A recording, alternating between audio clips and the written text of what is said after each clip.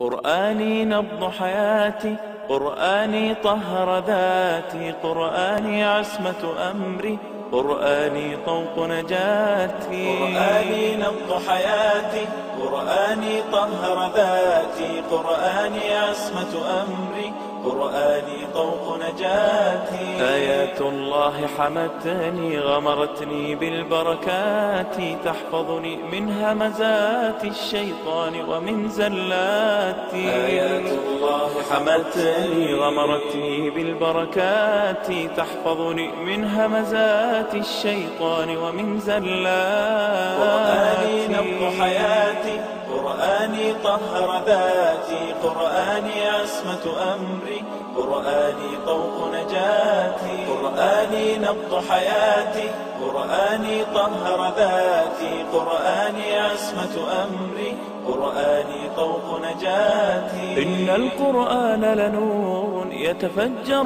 في جنباتي، يرفعني عند مليك الخلق لأعلى الدرجات. إن القرآن لنور يتفجر في جنباتي، يرفعني عند مليك الخلق لأعلى الدرجات. قرآني نبض حياتي، قرآني طهر ذاتي، قرآني عصمة أمري، قرآني طوق نجاتي. قرآني نبض حياتي، قرآني طهر ذاتي، قرآني عصمة أمري، قرآني طوق نجاتي. إن القرآن أنيس لفؤادي في أزماتي، يمنحني الصبر على ما قد ألقى من عثراتي. إن القرآن أنيس لفؤادي في أزماتي، يمنحني الصبر.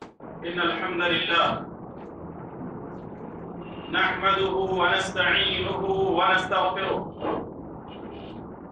ونعوذ بالله من شرور أنفسنا ومن سيئات أعمالنا.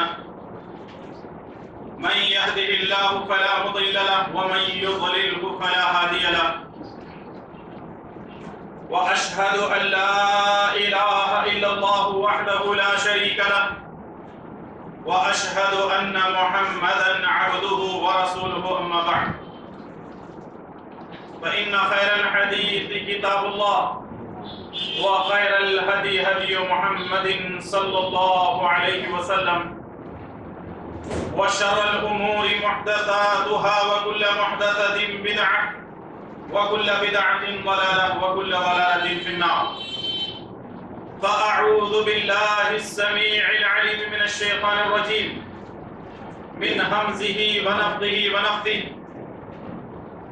وإذا سألك عبادي عني فإني قريب، أجيب دعوة الداعي إذا دعاني، فليستجيبوا لي وليؤمنوا بي لعلهم يرشدون. رب اشرح لي صدري ويسر لي أمري، واحلل عقدة من لساني يفقهوا قولي. سبحانك لا علم لنا إلا ما علمتنا، إنك أنت العليم الحكيم. رب يسر ولا تعسر وتمم بالخير.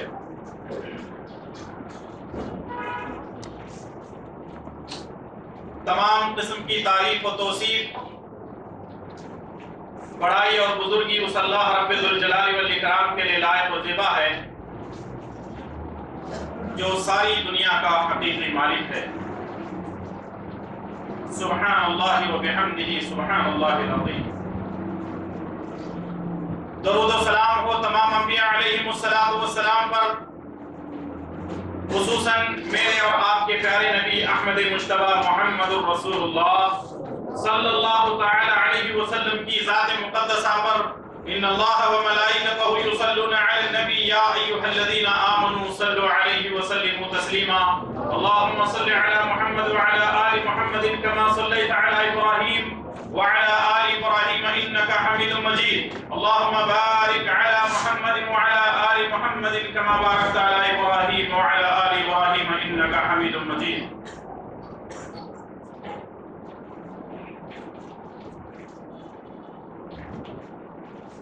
بزرگان محترم، نوجوان دوستو، پردہ نشین خواتین اسلام اور پیارے بچوں،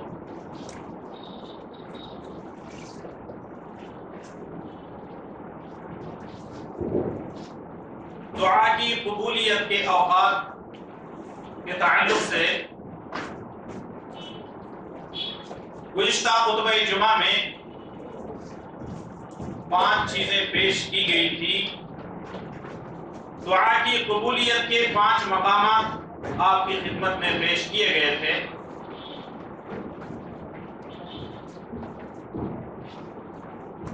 بقیہ آج کے خطبہ جمعہ میں انشاءاللہ تعالی پیش کرنے کی میں کوشش کروں گا۔ رب العالمین سے دعا کیجئے کہ رب العالمین ہم تمام کو اپنے رب ہی سے مانگنے اور اپنے رب ہی کے سامنے اپنی جھولیوں کو پھیلانے کی توفیق عطا فرمائے۔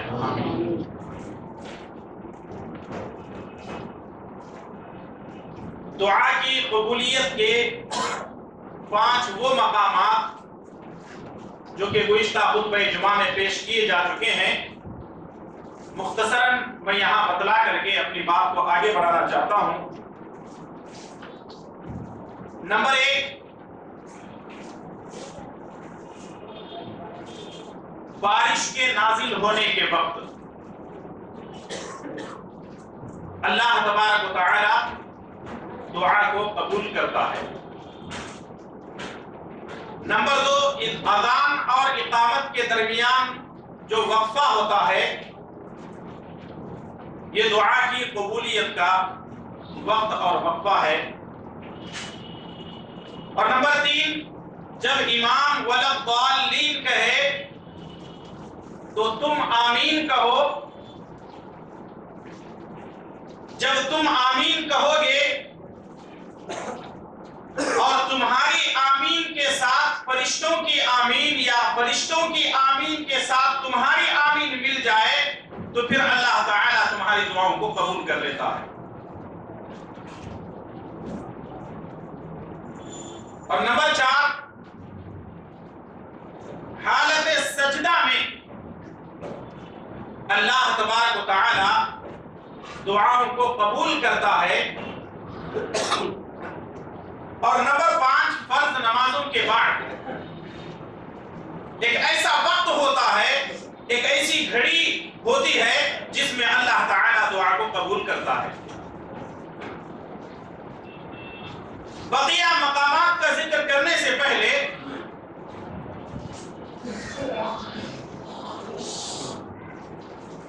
سجدے کی حالت میں دعائیں قبول ہوتی ہیں، اس کے تعلق سے چونکہ گزشتہ خطبہ جمعہ کے بعد کچھ سوالات آئے تھے، میں مناسب سمجھتا ہوں کہ اس کے تعلق سے کچھ وضاحت آپ کی خدمت میں پیش کروں تاکہ آپ کے علم میں بھی اضافہ ہو جائے اور عمل کرنے میں بھی آسانی ہو۔ صحیح مسلم کی روایت ہے، پیارے نبی جناب محمد رسول اللہ صلی اللہ علیہ وسلم فرماتے ہیں، اقرب ما یکون العبد من ربہ وہو ساجد فاکثر فی الدعاء فاکثر الدعاء۔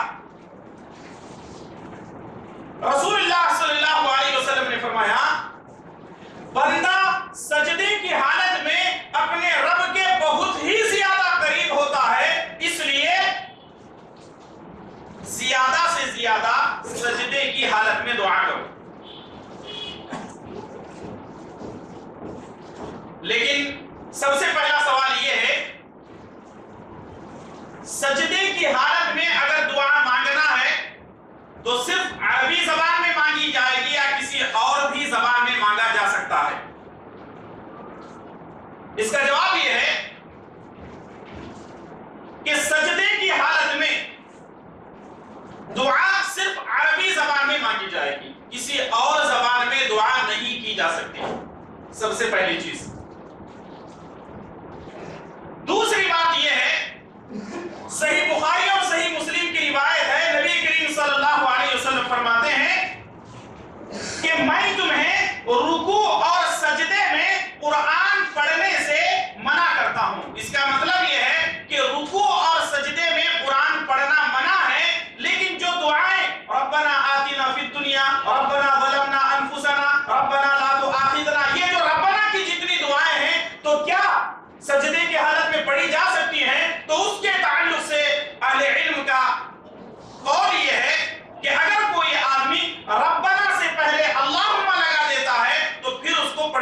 اجازت ہے. جیسے آپ پڑھ رہے ہیں ربنا آتنا فی الدنیا، آپ اس سے پہلے اللہم ربنا آتنا فی الدنیا حسنہ وفی الآخرۃ حسنہ وقنا عذاب النار اس طرح پڑھ لیں. اور دوسری شکل یہ ہے کہ کچھ لوگ دعا کے لیے بیٹھتے ہیں. جیسے ایک آدمی نارملی بیٹھ کر کے دعا کر رہا ہے،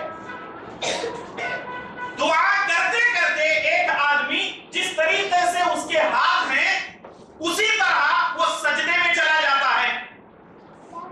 اس کی ہتھیلی زمین پر نہیں لگتی. جبکہ ہم سجدہ کرتے ہیں تو ہتھیلی زمین پر رکھتے ہیں، لیکن کچھ لوگ دعا کے لیے بیٹھے ہوئے ہیں، اپنی ہتھیلی کو نہیں بلکہ اپنے ہاتھ کی پیٹھ کو زمین پر رکھ کر کے سجدہ کرتے ہیں، دعائیں مانگتے ہیں، پھر بیٹھتے ہیں، دعا کر رہے ہیں، پھر سجدے میں جاتے ہیں، دعا کرتے ہیں، اور اس طرح 2 سے 3 مرتبہ کرتے ہیں. ایسا عمل پیارے نبی جناب محمد رسول اللہ صلی اللہ علیہ وسلم سے ثابت نہیں ہے. کچھ لوگ کرتے ہیں. تو جو چیز نبی کی سنت سے نہیں ہے وہ کرنا کیا ہو گیا؟ بدعت. اللہ تعالی ہم تمام کو نبی کی سنتوں پر عمل کرنے کی توفیق عطا فرمائے. آمین. تو آئیے 6 نمبر پر دعا کی قبولیت کا وقت یا دعا کی قبولیت کا جو مقام ہے، تلاوت قرآن کے بعد. یعنی اگر کوئی آدمی قرآن کریم کی تلاوت کرتا ہے، مثال کے طور پر اس نے کچھ سورتیں پڑھ لی، کچھ رکوع پڑھ لیے، کچھ پارے اس نے پڑھ لیے، اگر کوئی شخص قرآن کی تلاوت کے بعد دعا کرتا ہے تو وہ ایسا مقام ہے کہ اللہ تبارک و تعالی اس کی دعا کو قبول کرتا ہے. اس کی دلیل سنن ترمذی کی یہ روایت ہے، اور یہ روایت صحیح درجے کی ہے. حضرت عمران بن حسین رضی اللہ تعالیٰ عنہ فرماتے ہیں، پیارے نبی جناب محمد رسول اللہ صلی اللہ تعالیٰ علیہ وسلم نے ارشاد فرمایا، من قرأ القرآن فلیسأل اللہ بہ فإنہ یجیء اقوام یقرؤون القرآن یسألون بہ الناس. جو آدمی قرآن کی تلاوت کرتا ہے اس کو چاہیے کہ وہ اللہ سے مانگے. اگر کوئی آدمی قرآن کی تلاوت کرتا ہے تو اس کو چاہیے کہ وہ اللہ سے مانگے، یعنی اللہ سے دعا کرے. یعنی وہ بھی قبولیت کا وقت ہوتا ہے. دعا کی قرآن کریم کی تلاوت کے بعد وہ دعا کر سکتا ہے. اور آگے نبی کریم صلی اللہ علیہ وسلم نے ایک پیشن گوئی کی تھی جو آج ہوتی بھی نظر آ رہی ہے. آپ نے کیا فرمایا تھا آگے؟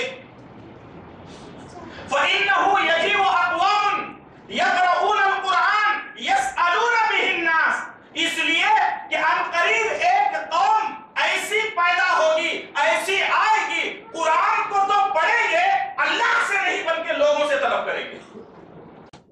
اور آج ہم دیکھ رہے ہیں فی زماننا، ہمارے دور میں بہت سارے ایسے علماء اور ایسے حفاظ آپ کو ملیں گے جو قرآن کریم کی تلاوت تو کریں گے لیکن اللہ سے نہیں مانگیں گے، لوگوں سے مانگیں گے. اب آپ سوچ رہے ہوں گے کہ ایک آدمی قرآن پڑھ کر کے لوگوں سے کیسے مانگے گا؟ تو اس کا جواب یہ ہے، ہمارے معاشرے کے اندر ایک لہر دوڑ رہی ہے. ایصال ثواب کا طریقہ کار مسلمانوں کے اندر موجود ہے. ایصال ثواب کے نام پر پیٹ پالو مولوی عوام سے پیسہ اینٹ رہے ہیں، اور حالت یہاں تک ہے سال کے 12 مہینے ایصال ثواب کے نام پر لوگ کسی نہ کسی کے نام قرآن بخشواتے رہتے ہیں. کبھی اپنے باپ کے نام، اپنی ماں کے نام، دادا دادی کے نام، اپنے رشتہ دار، اپنے دوست احباب کے نام. اور علماء اور حفاظ کا یہ حال ہے کہ باقاعدہ انہوں نے ایک قرآن پر یا ایک قرآن ایصال ثواب پہنچانے پر انہوں نے پیسہ مقرر کیا ہوا ہے. اور بھولی بھالی عوام ان پیٹ پالوؤں کے پاس جاتی ہے اور وہاں جانے کے بعد کہتے ہیں کہ مولوی صاحب ہمارے دادا کا انتقال ہو چکا ہے، ہمارے دادا کے نام پر 5 قرآن بخشوانے ہیں ایصال ثواب کے طور پر۔ وہ کہتے ہیں کہ ٹھیک ہے، اگر 5 قرآن بخشوانے ہیں تو یہ قرآن کے 300 روپے ہیں، تو اس کا مطلب یہ ہے کہ 5 قرآن اگر مولوی صاحب بخشواتے ہیں یا ایصال ثواب کے لیے بخش دیتے ہیں تو پھر 1500 روپے مل گئے، ان کا جیب گرم ہو گیا۔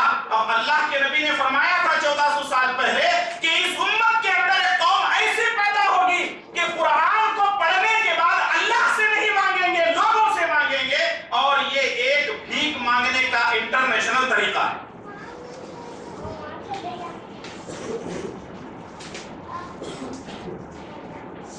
اور اللہ کے پیارے نبی جناب محمد رسول اللہ صلی اللہ علیہ وسلم نے اپنی امت کو ہر اس چیز سے آگاہ کر دیا ہے جس سے ایمان بگڑتا ہے اور جس سے ہمارے جیب لٹتے ہیں۔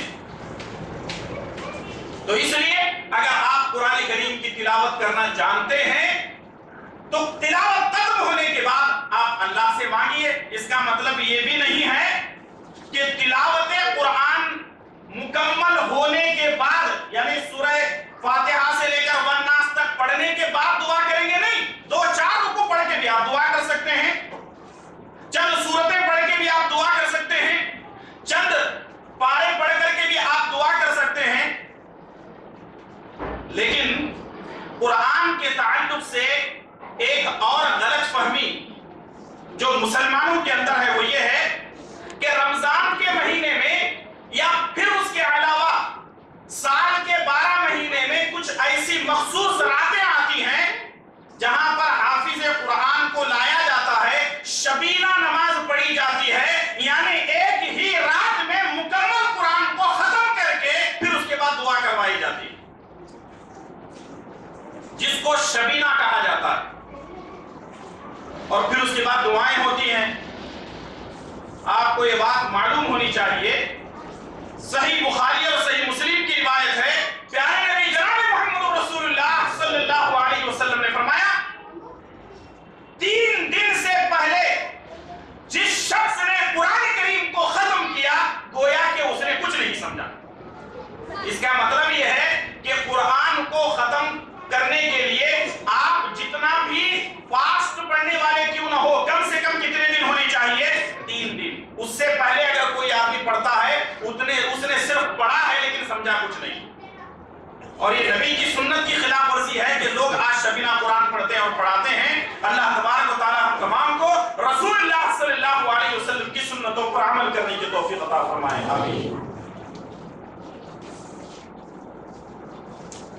نمبر 7، دعا کی قبولیت کے اوقات میں سے جمعہ کے دن کی ایک خاص گھڑی ایسی ہوتی ہے جس میں اللہ تبارک و تعالی ایک وقت عطا فرماتا ہے۔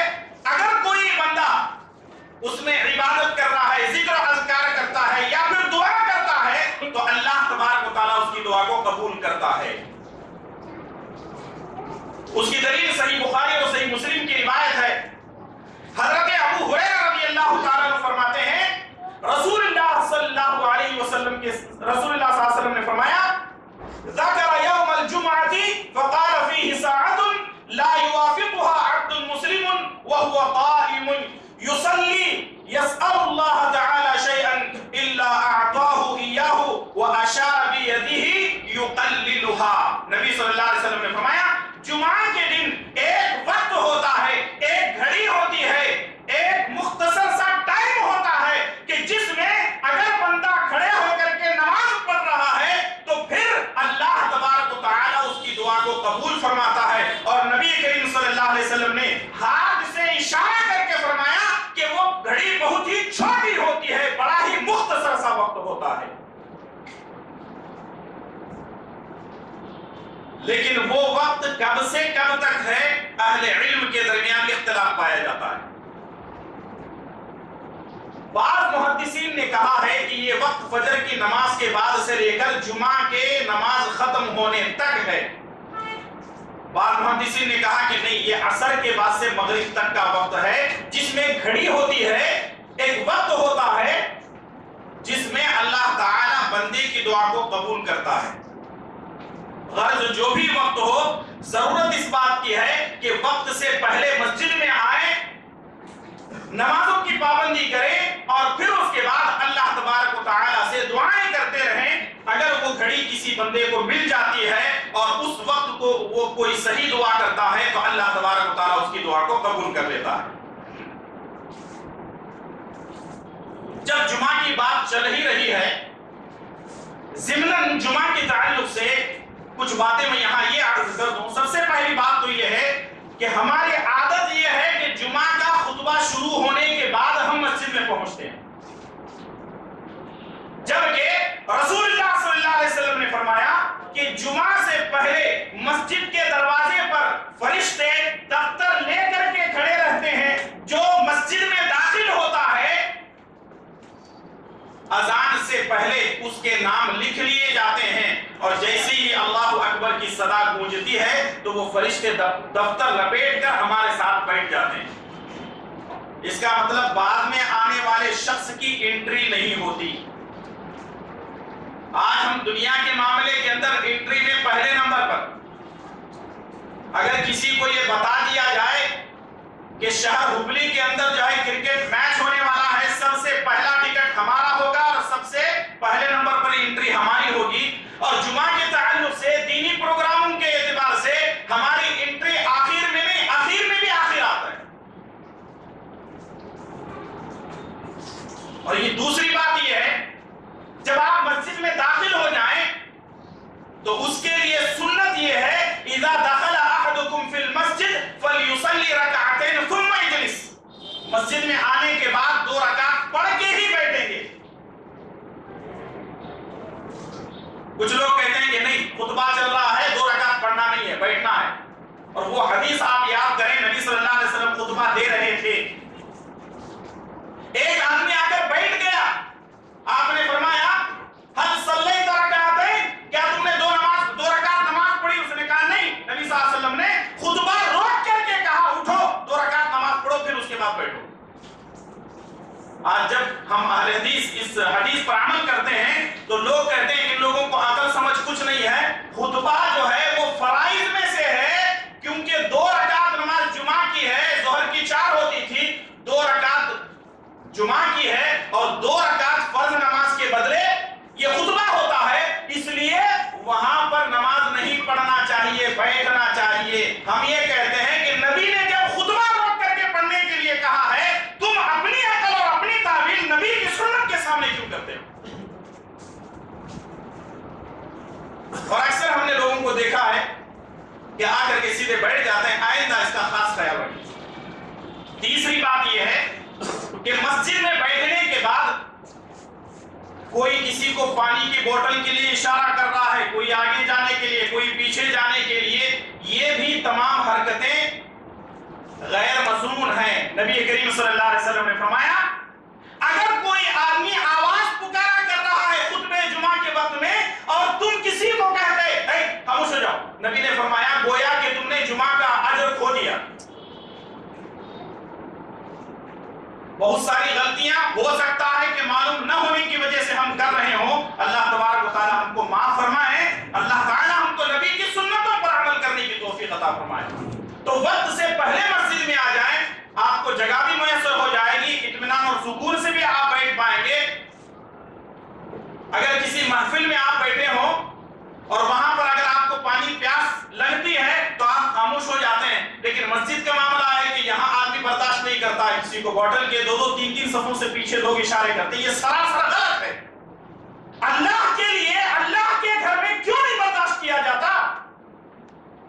اور اگر آپ اتنی آپ کو پیاس لگتی ہے، کوئی ضرورت ہوتی ہے، تو پھر آپ ساری چیزوں سے فارغ ہو کر کے مسجد میں آئیے، کیونکہ دیکھیں اس سے خلل ہوتا ہے۔ ایک تو یہ ہے کہ جس کو آپ اشارہ کر رہے ہیں اس کا بھی اجر و ثواب ضائع ہو جاتا ہے، اور اس کے ذمہ دار آپ خود ہوتے ہیں کسی آدمی کو کسی چیز کے بارے میں اشارہ کرتے ہیں۔ اللہ تبارک و تعالی ہم تمام کو نبی کی سنتوں پر عمل کرنے کی توفیق عطا فرمائے، آمین۔ اور 8واں مقام قبولیت دعا کے تعلق سے وہ ہے